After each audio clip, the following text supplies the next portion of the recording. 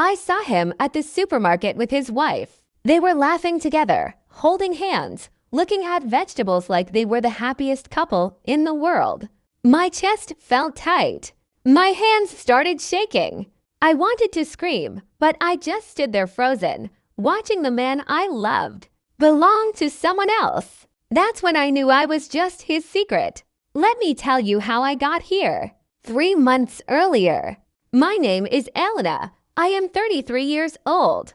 I work as a nurse in a large city hospital. My job is simple, but not easy. I take care of people when they are sick and scared.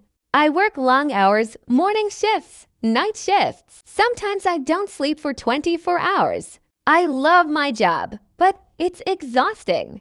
Before last year, my life was very quiet. I lived alone in a small apartment. No boyfriend, no excitement. After work, I went straight home. On my days off, I visited my mother in her village. I helped her cook, clean, talk. My life was simple. Work, home, family, rest. I didn't expect anything to change. Then one morning, everything did. A new doctor started working at our hospital. His name was Daniel. Daniel was 31 years old, tall, calm, always smiling. He had warm brown eyes and an easy laugh. Everyone liked him immediately, especially the nurses. At first, I didn't think he would notice me. I am not thin. I don't wear stylish clothes or makeup. I'm just ordinary, plain, the kind of woman people forget. But Daniel noticed me. "Good morning, Elena," he said on his second day. He remembered my name. He asked how my shift was going. He brought me coffee during night shifts. He smiled at me every single morning. I was surprised. No man had ever paid attention to me like this. One evening after a late shift, he asked, "Do you need a ride home?" I hesitated, but I said yes. During the drive, we talked easily about work, about our families, about small, normal things. For the first time in a long while, I felt relaxed, happy. After that, he often drove me home. We ate lunch together in the hospital cafeteria. We laughed about difficult patients. We shared stories. I began to look forward to seeing him every day. Then one Friday evening, he asked me out. "Would you like to see a movie this weekend?" He said. My heart jumped. "Yes," I said. "I'd like that." We went to see a comedy. Afterward, we walked through the city streets. The night was cool and clear. We talked for hours about dreams, about life, about loneliness. I felt something I hadn't felt in years. Hope. I thought maybe he feels the same way. But the next week, everything changed. We were sitting in his car after work. The engine was off. The street was quiet. "Elena," he said softly, "I need to tell you something important." His voice sounded strange, serious. "What is it?" I asked. He looked down at his hands. Then he said the words that broke my heart. "I'm married." The air left my lungs. I felt cold, numb. "What?" I whispered. "Her name is Sophie," he continued quietly. "We've been married for 5 years. No children. We live together, but we're not close anymore. We're like strangers in the same house." He turned to look at me. His eyes were sad. "I feel comfortable with you, Elena," he said. "You make me feel understood, alive." I haven't felt this way in years. I didn't know what to say. My throat felt tight. My mind was spinning. I liked him so much, but this felt wrong. "I need time," I said quietly. He nodded. "I understand." I got out of the car and walked home alone. That night, I couldn't sleep. I kept thinking about his words, his sad eyes, his wife. What was I doing? 2 days later, everything became clear. I went to a large supermarket downtown. It was Saturday afternoon.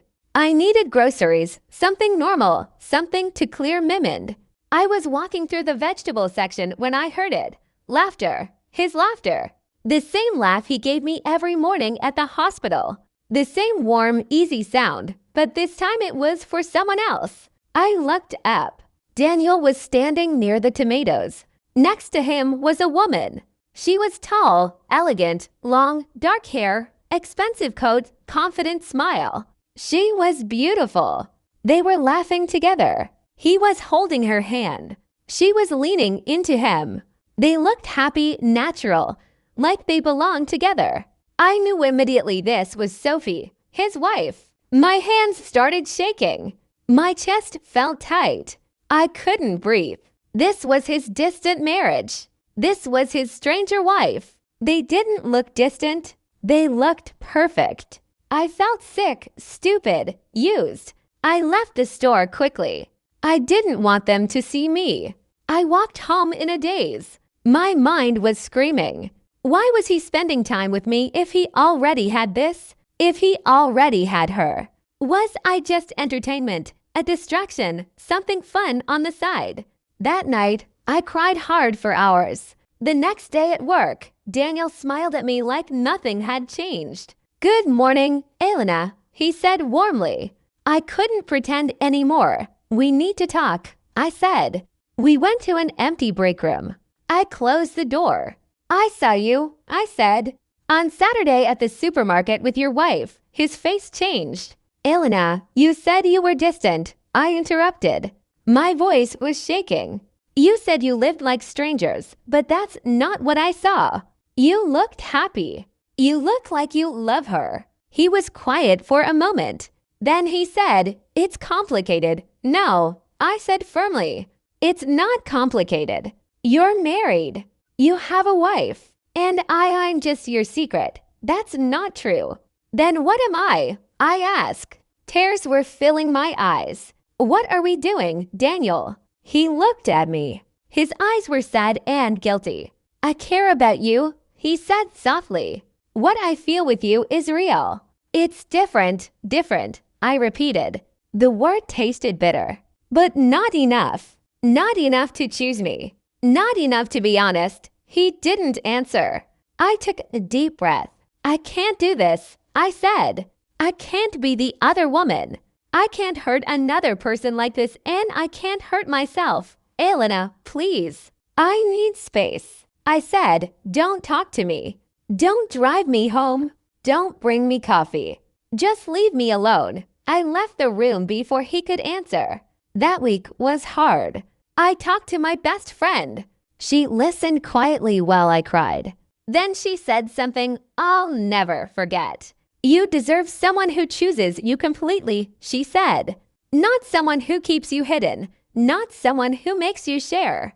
She was right. A week later, Daniel asked to meet. We sat in a park. The air was cold. The trees were bare. "I've been thinking," he said, "about us, about everything." I waited. "I care about you, Elena," he said. "I really do. But I know I'm being selfish. I'm asking you to wait, to hide, to accept half of me. And that's not fair." He looked at me. His eyes were honest. "You're right," he continued. "You deserve more than this. You deserve someone who can give you everything, someone who's free." I felt tears on my cheeks, but I also felt something else. "Strength. I want you to be happy," he said softly. I nodded. "I want that too for both of us." We sat in silence for a moment. Then I stood up. "Goodbye, Daniel," I said. "Goodbye, Elena." As I walked home, I felt heavy, sad, but also strong. I made the right choice, the hard choice, the choice that respected me, that respected his wife, that respected the truth.